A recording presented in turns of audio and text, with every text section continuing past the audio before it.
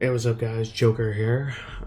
Just thought about making a video about something I was curious about. This can be for professionals, be for YouTubers, can be for streamers, can be for students. It's just good information about what cam you should get. So right now I'm using the Elgato Facecam, and what I actually use currently for just for myself is a Logitech C920S. It's a pretty cheap run-of-the-mill Logitech cam that most people probably run to anyway. But I wanted a camera that would be good in the night.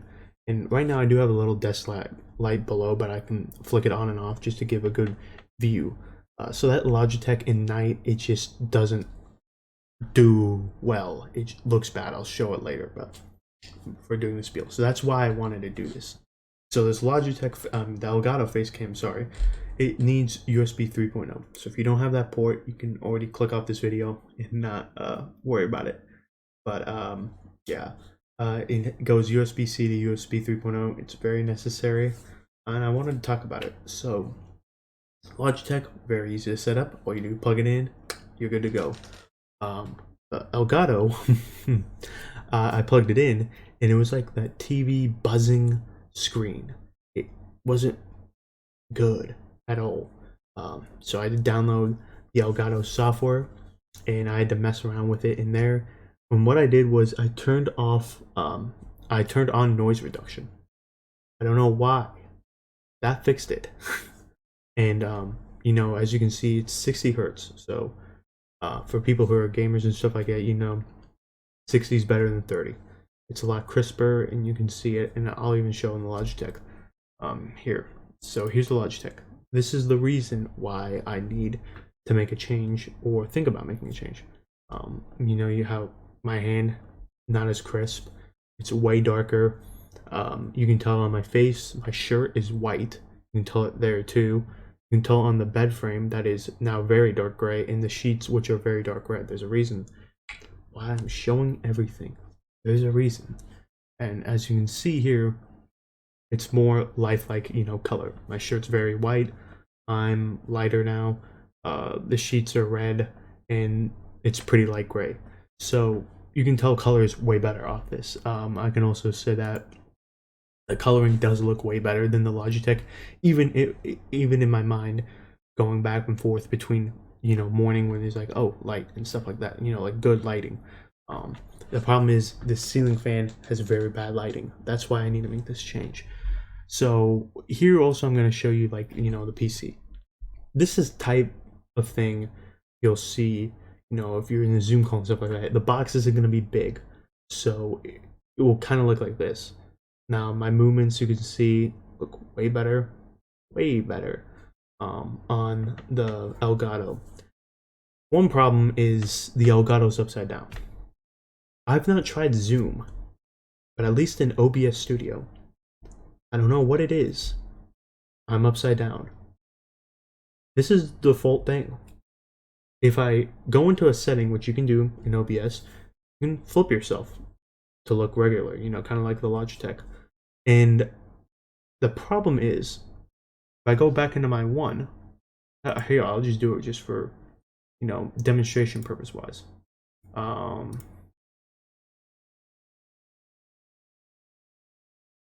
Hit this, flip vertical, and boom, flip vertical. Now, say I want to go back into a 1. Now, if you're a content creator, you'll need to go between sometimes. I'm upside down here. I don't know why. Me deactivate and reactivate, didn't fix it. I'm upside down. I have no clue why. I am upside down. There you go. Fixes it. So it's a pretty easy solution. Very annoying though. Another annoying thing about the Elgato Facecam, you notice a flicker. It's kind of like where my head is, where the bed frame, if you look for it at the bed frame, you'll notice this. This is a known problem, at least in the community. Elgato probably knows it too. The solution is to make motion and then stop. I've done that multiple times. I always notice a flicker. I'm not someone who really cares about these little details and stuff like that, That is very annoying to me. I don't know if it's annoying to you. I don't know what to do. I've tried going to the cam, the software, doesn't do anything. I've looked on the internet, there's no solution. It's just a known issue. I think also pricing needs to be talked about right now. This is a $200 camera. They give you this cam cover, so I mean, there's 2 cents right there.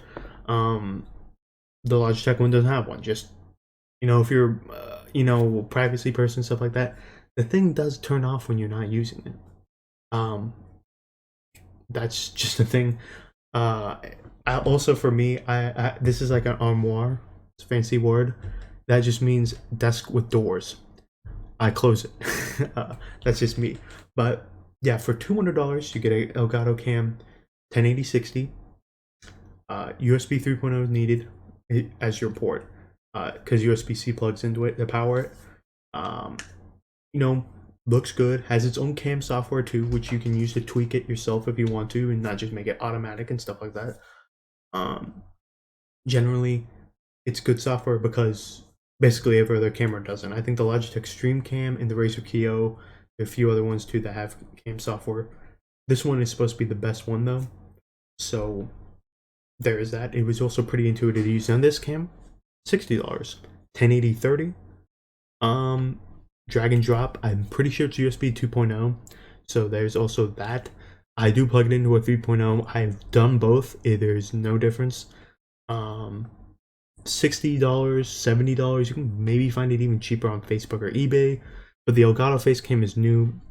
I've looked on eBay and Facebook Marketplace. You're not gonna find it. It's gonna be around the same price anyway. It's up to you. The Elgato is definitely a premium product in terms of USB cams. Now you kind of look at it, you kind of see me, and that's because I can mess with the angle a bit, not just moving it up and down. I can, there's good angle movement with this. The Logitech, you kind of have to do it yourself, moving it around and messing with it. Now I did say I would show you without my little desk light. This is a little desk light that I've had for a long time, and it's behind everything, so I'm just gonna reach over and turn it off. Kind of no difference on the Elgato. This is kind of the reason why I wanted it. I'm at night when I'm having to do something with the face cam.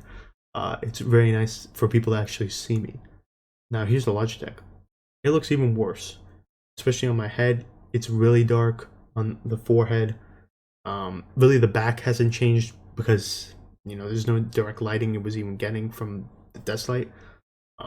So I'm just gonna turn it back on so you can see it on the Logitech. There's a difference.